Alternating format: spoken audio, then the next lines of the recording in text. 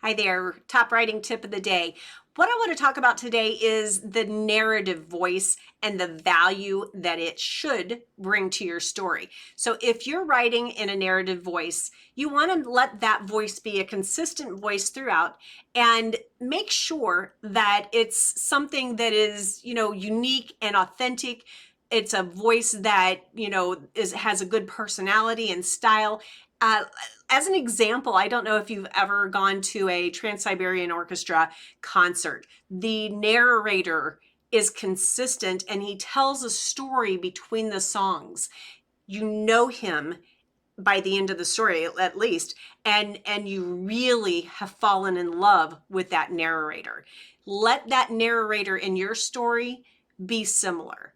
They don't have to have his voice or his description. Just make sure that your narrator voice is endearing and that your reader trusts them by the end of the story.